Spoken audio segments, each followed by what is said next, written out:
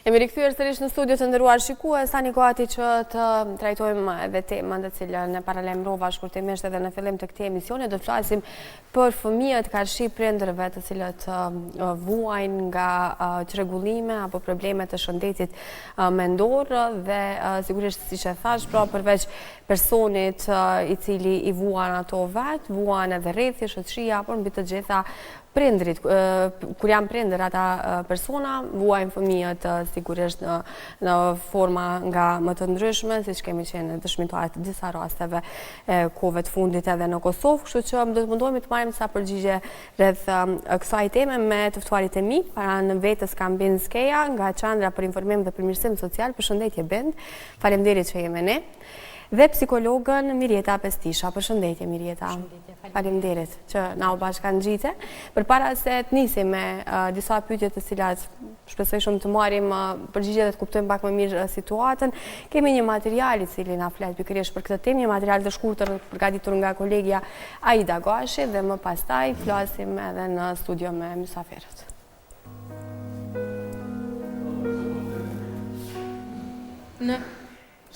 Realitetet të vështira zhvillohen larg syrit të publikut. Kur një prind përballet me probleme të shëndetit mendor, ndikimi nuk mbetet vetëm tek ai individ. Brenda këtyre mureve shpesh janë fëmijët, ata që përjetojnë në heshtje peshën më të madhe emocionale. Vitet e fundit është vërejtur një rritje rasteve që kërkojnë ndihmë për shëndetin mendor. Pas sfidave të njëpasnjëshme sociale dhe ekonomike, gjithnjë e më shumë familje përballen me vështirësi psikologjike, një realitet që prek drejt për drejt edhe mirëqenien e fëmijëve. Në një ambient ku prindi është emocionalisht i paqëndrueshëm, fëmijët shpesh rriten me ndjenjen e pasigurisë. Ata nuk e kuptojnë gjithmonë se çfarë po ndodh, por e ndjejnë përmes ndryshimeve në sjellje, në komunikim dhe në përkujdesje. Heshtja, mungesa e vëmendjes apo shpërthimet emocionale bëhen pjesë e përditshmërisë së tyre. Jo rrallëherë, fëmijët marrin mbi vete role që nuk u përkasin moshës së tyre. Përpiqen të jenë të fortë, të kujdesen për prindin apo të fshehin ndjenjat e tyre, duke mos pasur hapësirë për t'i shprehur ato. Kjo barë e padukshme mund të ndikojë në zhvillimin e tyre emocional dhe social. Pasojat mund të shfaqen në forma të ndryshme, vështirësi në përqendrim në shkollë, tërheqjen nga shoqëria, mungesë besimi apo edhe reagime të forta emocionale. Shpesh këto shenja kalojnë pa u vënë re, deri në momentin kur bëhen më të theksuara. Megjithatë, mbështetja në kohë mund të bëjë dallim të madh. Një ambient i sigurt, komunikimi i hapur dhe ndihma profesionale janë thelbësore për të ndihmuar këta fëmijë të përballojnë situatën dhe të zhvillohen në mënyrë të shëndetshme. Pavarësisht kësaj, shumë familje ende hezitojnë të kërkojnë ndihmë për shkak të paragjykimeve apo mungesës së informacionit. Kjo e bën edhe më të rëndësishëm diskutimin publik dhe ndërgjegjësimin për këtë temë. E gjitha kjo ngre pyetje të rëndësishme që kërkojnë përgjigje. Si ndikon gjendja mendore e prindit në jetën e përditshme të fëmijës? Cilat janë shenjat që nuk duhet të injorohen dhe çfarë mbështetjeje ekziston për këto familje? Për të diskutuar më gjerësisht këtë temë, në studio kemi të ftuar ekspertë të fushës, të cilët do të ndajnë njohuritë dhe përvojën e tyre mbi një realitet që po prek gjithnjë e më shumë familje në vend.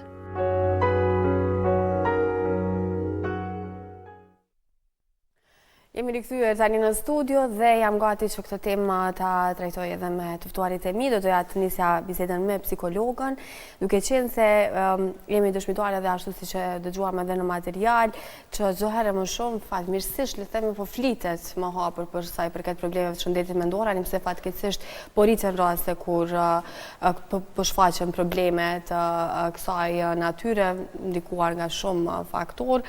Megjithatë, ndoshta në këtë katrahur, ata që mbesin në plan të dytë janë fëmijët, kur do duhet sigurisht që fokusi të ishte pikërisht tek fëmijët në raste kur një familje ka fëmijë. Kështu që nëse flasim pikërisht për këtë temë, si e komentoni çfarë ndodh në zhvillimin psikologjik të një fëmije që rritet në një ambient të tillë ku njëri ose të dy prindërit kanë probleme ose kanë çrregullime të shëndetit mendor? Nëse atribuohemi çrregullimeve mendore, është një kualifikim i çrregullimeve mendore, se çfarë çrregullime mendore po flasim. Apo flasim çrregullimet mendore të cilet prindërit trajtohen që një kohë të gjatë, ndoshta edhe me medikamente dhe me profesionalist, apo çrregullimet të cilet realisht nuk vrehen, mirë po kanë ndikim po ashtu të madh tek zhvillimi qoftë i gjithë familjes apo edhe tek fëmijët. Sepse nëse flasim për çrregullimet, ndonjëherë kemi depresion të patrajtuar, prindërit edhe kur ende nuk është në ardhje një fëmijë, mirë po simptomat më të mëdha i vren atëherë kur ata bëhen vetë prind.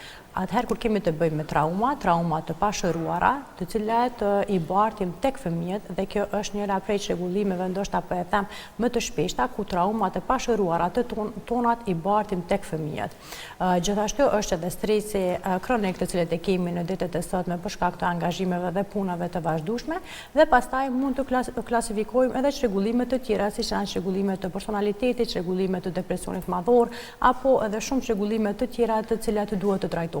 Mirë po, në shumë raste kemi të bëjmë me, ndoshta po them, pjesën kur prindërit ja shfaqin fëmijëve traumat apo depresionin apo qoftë dhe stresin e vet, e cila është natyrisht një problem mendor, mirë po është pa identifikuar. Në këto raste duhet të kemi më shumë vëmendje dhe duhet të jemi më vigjilant. Sepse fëmijët vuajnë çdo ditë nga shpërthimet emocionale të prindërve, vuajnë çdo ditë nga mbikëqyrja tepër të prindërve, nga neglizhenca, vëmendja ju e duhur apo vëmendja e tepruar, dhe të gjitha këto kanë të bëjnë me çrregullim, më ndonjë çrregullim tek prindërit. Atëherë kur kemi të bëjmë me depresion, kur njëri nga prindërit ka depresion, mundohet gjatë gjithë kohës fëmiu të jetë siç don ai. Ti kontrolloj gjatë gjithë kohës fëmijët, mos vrapon në këtë mënyrë, mos fol në këtë mënyrë, mos ec në këtë mënyrë, mos luaj në këtë mënyrë, domethënë janë simptoma ku prindi bëhet shumë ngarkesë e madhe për fëmijët. Atëherë kur kemi të bëjmë me stresin ose ndoshta po e them edhe me traumat e pashëruara tonat, atëherë kur shpërthimet tona apo një diçka shumë të vogël të cilet bëjnë fëmijët, shpërthimet e prindërve janë ndoshta po e them shumë të mëdha. Ose në rastet kur prindi ka vuajtur në fëmijërinë e vet nga neglizhenca e vëmendjes, atëherë kur prindi thjesht kur ka qenë i vogël nuk i është dhënë vëmendja e duhur, kur ai ka qenë i ngarkuar emocionalisht, dhe të gjitha këto barten tek fëmijë, trauma e cila bartet ndër gjenerata. Mirë po, nëse nuk trajtohet në mënyrën e duhur, kjo shkon edhe përkeqësohet hala më shumë, sepse brezat tonë rriten duke bartur trauma nga gjenerata tek gjenerata. Atëherë çka është shumë e rëndësishme është që prindi të shkëput vijën e traumës dhe të mundohet të punoj me veten, sepse një prind i cili punon me veten nuk është asnjëherë gabim, sepse e para është duke i shërbyer vetes së vet që të ketë reagime më të kontrolluara emocionale karshi fëmijët, gjithashtu do i shërbej komunitetit të cilët jeton, rrethit familjes dhe pastaj edhe fëmijës së vet. Në këto raste fëmijët të cilët rriten me prindër të cilët vuajnë nga shëndeti mendor apo nga ndonjë çrregullim i çfarëdo forme, janë fëmijë të cilët janë gjithmonë në alarm, sepse asnjëherë nuk e dinë se kur veprimet e tyre janë të duhura apo jo të duhura për shkak të reagimeve të prindërve. Janë fëmijë të cilët kur rriten gjithmonë kanë rënje akademike në mësim, janë fëmijë të cilët përfshihen më shumë në problemet kur ata janë adoleshentë, janë fëmijë të cilët kanë predispozit të vuajnë nga ndonjë çrregullim mendor në adoleshencë apo në moshën madhore, ka fëmijë të cilët ndoshta nga vigjilencat e tepërt e disa prindërve, të cilët sidomos ata të cilët kanë të bëjnë me depresion apo ndonjë traumë të bashkëruar të fëmijërisë së vet, i lajnë fëmijët shumë pasiv dhe fëmijët mund të mos zhvillohen krahas moshës kronologjike të cilën e kanë, mund të kenë probleme në komunikim, në socializim, pastaj në kopshte, në shkolla, dhe ky është një rreth i cili natyrisht fëmia asnjëherë nuk mund të jetë vetvetja e tij, mirë po prindi duhet të ketë parasysh trajtimin tek profesionalistët në rastet e tilla. Ne do të flasim në shkak pasoja sigurisht të këtyre situatave, por do doja që me bindje të flisnim pak sa i përket situatës të cilën ata e shohin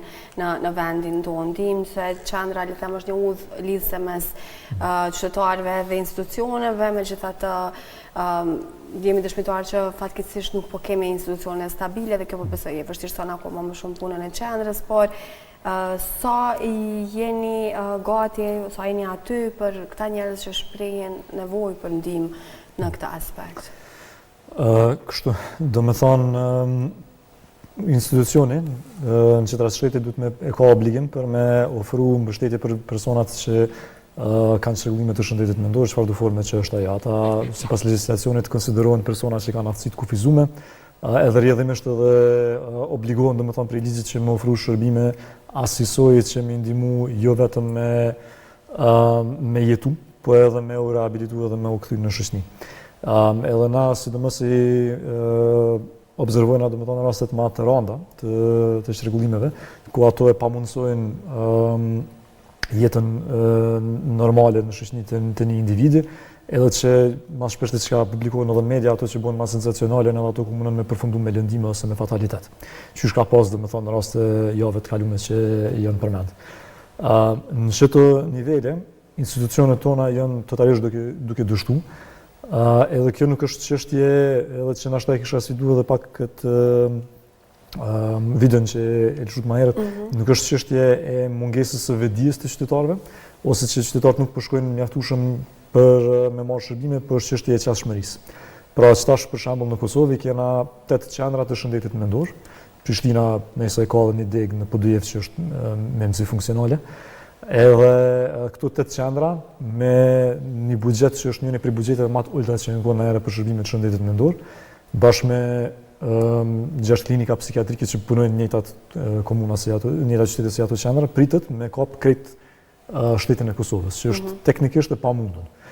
Edhe rrjedhimisht nuk po kena na mjaftueshëm punëtor, domethënë institucional, nuk po kena mjaftueshëm shërbime institucionale për me mujt me meritë se secili individ. Edhe na si qendër kena tentu pra me kryqit ndërlidhshmërinë, po edhe kjo po është domethënë totalisht ka e pa zbatueshme për shkak që thjesht jena tu marrë me një sistem që është deri në ngryk i mushëm. Nëse ti tenton domethënë me pru edhe diçka të re, aty edhe na i punë ekstra që duhet me e bëu personi ajo mund të vështirësh me kollapsu.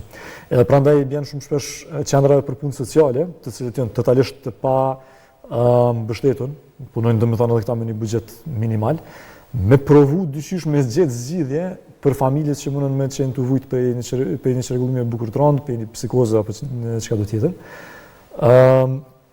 Edhe me këshyra mos mundën nashta me zbut situatën, me këshyra me bashkëpunu me gjykatën për mujt mja siguru në social, edhe këta masën nuk është që kanë, domethënë këta prapë provojnë me bo matë mirën që është mundën pas, nuk mundën me... Pra mundësit janë të limituar, jashtëzakonisht të limitume. Edhe prandaj masën kena raste të tilla që bëhen mediatike në Kosovë. Pra nuk është çështje apo mujna na mi bind këta njerëz apo mujna na me punu me ta mjaftueshëm, pyetja është apo mundna na minimumin e minimumit me ia ofru edhe përgjigja për të shtiu. Pra Kosova thjesht nuk ka absolutisht asnjë strategji për çysh më çast personave që kanë çrregullime të shëndetit mendor, e në rast se ku ata persona janë prind, masë natyrisht që rrezikohet fëmiu. Edhe derisa kjo nuk bëhet mediatike në një farë forme, ose derisa nuk pritet, nuk vjen deri në rastin ku duhet me marr masa emergjente, çysh kena pas shumë shpesh, atëherë edhe institucionet nuk marrin përgjegjësi për çetra, sepse kush ka me i monitoru. Këta janë do me thonë një sektor i njerëzve që për politikanë tonë ata nuk prodhojnë do me thonë rezultate elektorale, do me thonë ata nuk i shohin si votues potencial dhe rrjedhimisht nuk është qenë të obliguar sipas syve tyre për me shku dhe me investu në çdo fushë. Pavarësisht rrezikut madh që e paraqet për jetën e çaty në individëve dhe pavarësisht destabilizimit do me thonë në komunitet që e bën. Nëse i referohem për shembull dy rasteve të fundit, kemi pasë si është abuzuar me fëmijë dhe rasti tjetër që është akoma edhe më i freskët të adim pse edhe ai pari nuk është ka kalu, ka qenë dhe shumë e dhimbshme me pa fëmijët në gjendje, po edhe rasti fundit braktisja për disa orë fëmijëve të tjerë, të dyja raste le themi të izoluara, edhe për shkak ndoshta të mentalitetit. Mendoj që akoma si shoqëri jemi në atë fazën ku themi nuk përzihemi në shtëpinë e tjetrit, pavarësisht se mund të jemi fatkeqësisht dëshmitar të abuzimeve të kësaj natyre. Si e komenton në këtë aspekt, kur ne i shohim fëmijët teksa këtë shajtohen, i shohim prindërit të cilët nuk janë në gjendjen më të mirë të mundshme për ta kryer rolin e tyre si prind, por nuk ndërhyjmë për shkak të këtij mentaliteti. Edhe pse mendoj që nuk jemi në atë stad që nuk na intereson se çfarë po bën tjetri, se e dim se si shoqni jemi të prirur me di se çka na intereson, çka po bën tjetri. Mirë po, kur flasim pastaj për raste të cilet sidomos kur kanë të bëjë me keq trajtimin e fëmijëve, aty stagnohemi. Ndonjëherë për hatër, ndonjëherë për njoftësi, ndonjëherë për x arsye të cilet ende mendoj që nuk i japim rëndësi shumë të veçantë rritjes, edukimit, mirëqenies dhe zhvillimit të fëmijëve. Po flas në disa raste, sepse ju pse nuk jemi vedisuar në këtë pjesë. Mirë po, në disa raste të tjera, ende mendojmë se fëmiu është vetëm pronë e dikujt, po e them kushtimisht, mirë po unë mendoj që në këto raste ne jemi përgjegjës dhe kemi përgjegjësi morale gjithë secili prej nesh. Pse ka ndodhur rastet, ka dhe shumë rastet e tjera të fëmijët keq trajtohen dhe ende nuk kanë bërë mediatike, ose nuk do bëhen asnjëherë dhe fëmiu vazhdon çdo ditë të përjeton trauma nga, po e them ndoshta nga dhuna fizike, nga dhuna psikologjike, nga dhuna emocionale, e shumë lloje të tjera të cilat ende nuk i identifikojmë dhe kur flasim tek pjesa e vedisimit, unë jam e mendimit që po, kemi nevojë për vedisim, sepse në shumicën e rasteve ka prindë të cilët ende nuk i dinë, ndoshta po i them simptomat të cilët mund të jenë nga dhuna që i kanosët fëmijëve.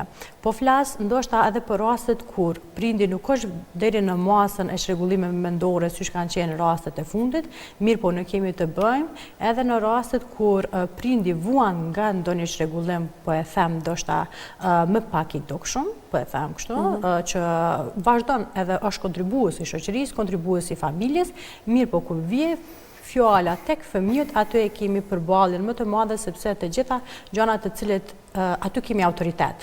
Dhe të gjitha, ndoshta po e them, stresi, ndoshta depresioni, traumat, i zbrasim tek fëmijët. Aty bëhet shkakime. Problemi qëndron këtu, se ne ende po rrisim fëmijë të keq trajtuar. Ende po rrisim fëmijë të abuzuar. Dhe këta fëmijë gjenerata, po natyrisht, se këta fëmijë do jenë prind të cilët të gjithë këtë traumë do e zbrasin tek fëmijët e tyre.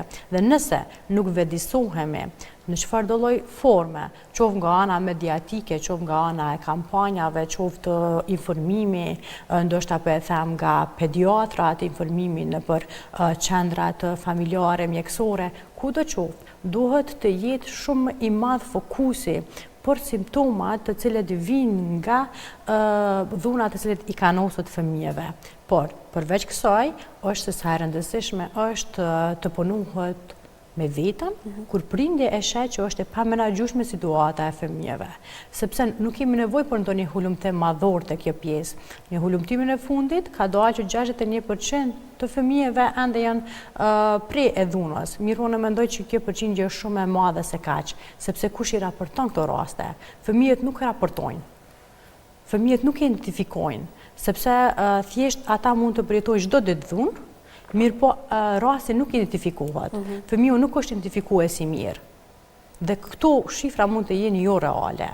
Mirë po, duke njohur si komunitet, si shoqëri që jemi ne, nuk kemi nevojë për ndonjë hulumtim madhor, kemi nevojë të dalim në një park të lodrave. Kaq na mjafton të shohim nëse nuk kemi pa dhunë fizike, kemi pa dhunë verbale, psikologjike, emocionale, e cila të çdo i dyti, i treti prind ndodh. Rastet e dhunës janë shumë alarmante se kaq.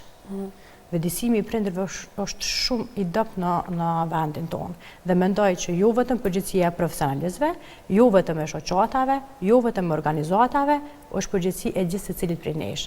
Sepse ne duhet të jemi ata të cilët kur e shohim dikon që po kesh trajton një fëmijë, ne duhet të jemi ata të cilët e adresojmë atë rast. Nëse ne shuajmë, domethënë thjesht jemi duke e bukfalisht, jemi duke e vrarë në fëmijëri të një fëmijë të cilën po e rrisim. Ku me reagu në rast se jemi dëshmitar? Cilat janë institucionet e para në cilat do duhet ndodhte reagime? Ndoshta shkollat, mësimdhënësit teksa mund të jenë në kontakt drejt për drejt me këta fëmijë, shohin, mund vrejnë diçka të raportojnë në qendra për punë sociale, në polici e të tjera, si funksionon ky zinxhir? Që domethënë për shpjegoj rrugën pak a shumë që shkon çdo rastin.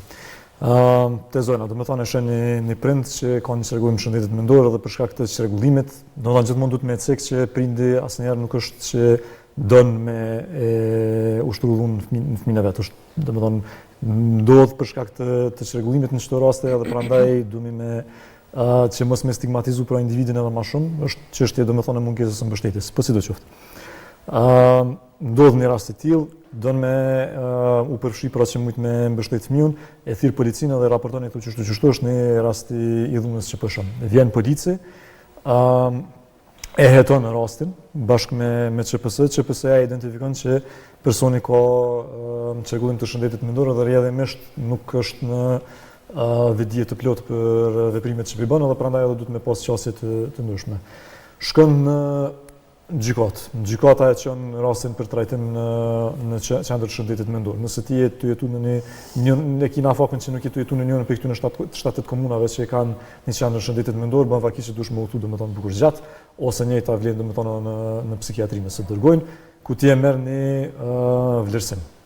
Edhe mas ne marrin pak për trajtim. Çështja më të më thonë në komband. Çka bën gjykata mas ne? S'ka ku e dërgon. E kthen prapë në shtëpi dhe i thotë QPS-s që do me thonë që kjo shumica rasteve që nuk kanë vend, ose mon nashta që shumeja nuk duhet me majtë është psikiatria që i mon, e mon nashta psikiatria një 10-15 ditë dhe mas një liron, kthehet individi janë, që pëseja s'ka mjaftu shumë njerëz për me vazhdu me monitoru situatën, 3-4 veta më ndodhën që një du punu në qatë që pëse specifike, duhet me trajtu mbi 100 raste, nuk kanë qysh me e monitoru. Personi kërkohet prej gjykatës që me shku me marrë trajtim në baza ditore ose javore, nuk më të bësë u dha shumë e gjatë. Kështu që problemi do me thonë është që edhe në qëto raste ti kur ndërmerë masa, nuk ka një sistem që mundet me mbështet procesin që duhet me ndonë mra pasaj, për me mujt me punu me individin që me e trajtu rastin. Rastin metet i të sungum. Edhe njëtë që shka ndodhë para disa jave, pra që ka qenë fëmijë prej, nëse s'gaboj prej Lipjanit. Po. Kjo familje ka qenë vazhdimisht e raportume në qendër për punë sociale. Po, nuk kanë qenë të panjohur. Po, nuk kanë qenë panjohur, kanë raportu, kanë dalë edhe media edhe ma herët. Pra u marë komunitetin me ta në një farë mase. Edhe që kena pana aty prej Ministrit Andin Hoti që ka publiku në raportin e ti, ka qenë që gjykata ja ka lënë në dorë QPS-s, qendra e shëndetit mendor. Nuk ka qenë e përfshim se me gjas nuk kanë pas kapacitete edhe mas një çabën QPS aty nuk ka mundësi për me u marrë me këtë rast. Kështu që nëse po izolohen fëmijët në këtë rast, do duhet që ti merreshin kësaj familje. Nuk është që pajtona me këtë rast, për shkak që na mas një de facto për bojna që familjet që kanë çrregullime të shëndetit mendor, na nuk po mundem ju nimu juve sa, po nëse ju bëni fëmijë apo ja marrim juve fëmijë. Pra dhe kjo është një privim, leçi ju ja privu të drejtën në shëndet, të drejtën në çastin komunitet dhe në trajtim të dinjitetshëm, ti edhe mas një ja bllokon edhe mundësinë për ata mujt me riprodhu. Pra në vend se me i mbështet këta individ, ti po thunë pas që nuk të mbështes ty, plus po të largoj prej fëmijëve. Që nuk është domethënë kjo nuk është zgjedhja, po ndoshta nuk është zgjedhja më e mirë, po ndoshta është zgjedhja vetme në këtë rast. Po, unë e refuzoj këtë se nëse na pranojnë atë rrugë, atëherë na e mbyllim derën për zgjidhje të tjera. Nëse na i lëna rrugë të shkurtë shortcuts pra me bëj institucionet për me thonë hajtë më mirë hekja ti fëmijën, institucioni kur nuk ka më marrë me ata persona. Edhe që të sanë përshojnë për shembull në çish funksionon instituti specialit. I shtimës çish funksionojnë trajtimi i personave që mbesin domethënë rrugëve. Ideja është që me marr edhe mi largu prej vëmendjes publike dhe kur largohen prej vëmendjes publike që atëherë periferizohen më shumë individët edhe mas ne nuk merret kërkush me ta. Kështu që kjo nuk është zgjidhje, kjo mund të më thonë zgjidhje ashta për fëmijën, por nuk është zgjidhje për shoqërinë dhe nuk është zgjidhje për çat familjen. Edhe rrjedhimisht sani më i fuqishëm që na mundëm me bëu si qytetar është pikërisht me kërku prej institucioneve qytetare funksionale që me kriju mekanizma për mbështetje. Pra nuk do me thonë, që tash për shembull që nuk është funksional kuvendi, nuk do me thonë që Ministria e Shëndetësisë nuk mundet me ndërmarrë hapa. Njëkohësisht nuk do me thonë që komuna përkatëse nuk mundet me kriju struktura dhe mekanizma. I kanë çdo fuqi dhe i kanë buxhetet e tyre me të cilat mundet me punu. Pra nëse na si komunitet ndodh për shembull dhe kena një familje që është tu pas kësaj vështirësi. Na mundemi me kërku prej komunës që me punësu një psikolog, mundemi me kërku prej komunës që me punësu psikiatër, që me kriju struktura, shumë shpesh edhe kanë probleme me banim, do të thonë me kriju banesa për ta, me gjetë vendet punës nëse ka nevojë, me jep mbështetje sociale, krejt çka është e nevojshme që me kriju stabilitet në çat familje, edhe masnë gradualisht me pavarësisht që ata mu kthy në komunitet dhe me thonë të fuqizum. Në ashtarën do raste duhet me nëzirë fëmijën për shkak të situatave ekstreme, pa ajo nuk mundet me qenë përgjigjja jonë e parë. Ajo duhet më ardhë dhe me thonë si rezultat i vlerësimit të situatës edhe si vlerësim pra i hapave që duhet më ndërmerë për me siguru dhe me thonë mirëqenia e çdo individit. Kjo është që funksionon një sistem i mirëfillt. Kosova mundet me pas një sistem të tillë. Nuk është shumë vështirë me e bë, edhe ekonomikisht më shumë na ruan paret që kjo, se sa që na kishim shpenzuar për me investu, sepse ajo masnjë e kthen në 2-3 individa që nuk janë tu punu, nuk janë tu mujtë më kohën ekonomikisht, domethënë të gjallë në Kosovë si persona që janë produktiv në shoqëni. Pra edhe investimi kthehet. Kështu që nuk kena arsye pra na mos me fillu në çet procese vetëm sa çapo na bllokon është pra politika. E na mundem me anashkalu nëse folim më shumë në çësi rrethana, nëse organizohemi në çësi rrethana, se sa nëse fokusohemi qysh me atomizuar edhe më shumë komunitetin. Edhe me gjutopi nga njëri vend në tjetrën.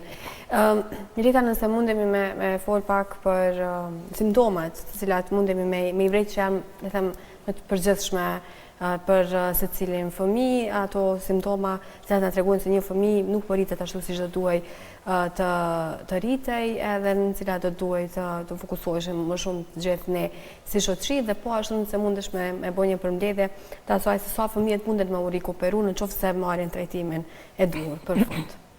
Para se të kaloj tek përgjigja, dua të ndërlidhem pak me parafolsen, sepse mendoj që është një rreth zinxhiror i cili nëse thjesht nuk identifikohen rastet, natyrisht që edhe institucionet janë në një farë lloj pauze të vetën për shkak të rasteve ndoshta të cilët ato të cilët i kanë po munden mi menaxhu dhe nuk kërkojnë mbështetje më të tjeshme ndoshta profesionale nga persona të tjerë që të punësojnë profesionalisht që të mirën me këto raste. Domethënë mendoj që nëse numri rritet, nëse njerëzit vetisohen, nëse këto raste raportohen, natyrisht që të organet do e kenë ndoshta më të lehtë, ndoshta edhe ne si qytetar të mundohemi që të aplikojmë një strategji të tillë e cila natyrisht që është shumë efektive. Mirë po, kur flasim për rastet, jemi të folë për rastet e çrregullimeve madhore, domethënë çrregullimeve të cilet janë jo kontribues të komunitetit dhe të shoqërisë. Mirë po, dilema dhe ndoshta vështirësia është edhe aty kur këto raste nuk janë të identifikueshme, ndoshta edhe nga rrethi dhe nga komuniteti, po kur shkojnë në shtëpi, domethënë prapë se prapë ato çrregullime i paraqesin edhe brenda familjes. E këtu është problemi, kush identifikon këto raste të cilët po ndodhin vetëm brenda 4 mureve. Ndërsa sa i përket përgjigjes është që fëmijët gjithmonë bartin brenda vetës simptomat të cilët në disa raste janë të rikuperueshme, ndërsa në disa raste mund të jenë edhe jo të rikuperueshme. Varet se sa gjatë ka qenë prej e abuzimeve, po e them, se sa gjatë ka qenë prej e një prindit i cili ka ushtruar ndoshta presion nga shiti, ka qenë jo stabil nga gjendja emocionale, ka shfaqur traumat e tij dhe sa ka qenë, domethënë, mënyra se si i ka shfaqur.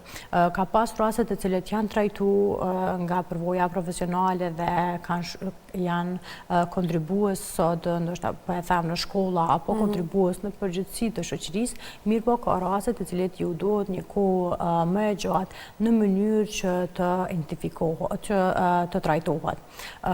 Në shumicën e rasteve janë atëherë kur fëmijët tërheqen apo janë fëmijë tërheqës social, të cilët e kanë të vështirë që të formojnë, ndoshta po e them, një shoqëri, po flas për pjesën shkollore, atëherë kur fëmijët kanë shpërthime të shpeshta emocionale, atëherë në rastet e tjera kur janë adoleshentë, sepse në adoleshencë i kemi vështirësitë më të mëdha, ose atëherë kur ato shfaqen më shumë, sepse është akumulim i shumë viteve dhe shfaqet pastaj në adoleshencë, duke ditur që kemi të bëjmë edhe me çrregullimet hormonale të cilat ndodhin tek secili adoleshent.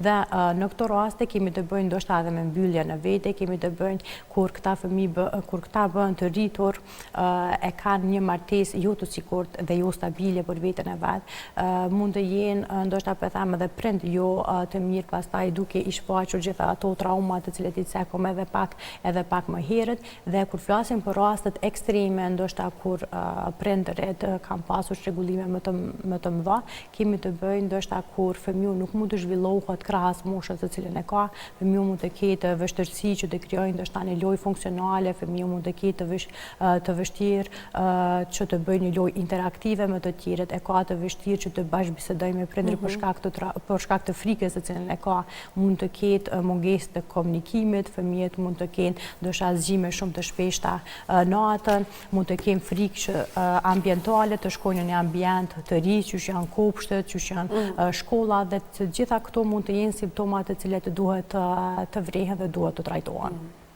Mi që ka shumë çështje të tjera të cilat lidhen me këtë temë, është temë e nxehtë dhe na dalin shumë problematika të tjera, siç u përmendë, dhe mungesa e stafit adekuat edhe nëpër shkolla, nëpër institucione të tjera, por jemi këtu çdo ditë edhe një herë tjetër pse jo trajtojmë edhe në aspekte të tjera këtë temë. Faleminderit shumë për kontributin sot në pasdite. Faleminderit. Shumë faleminderit.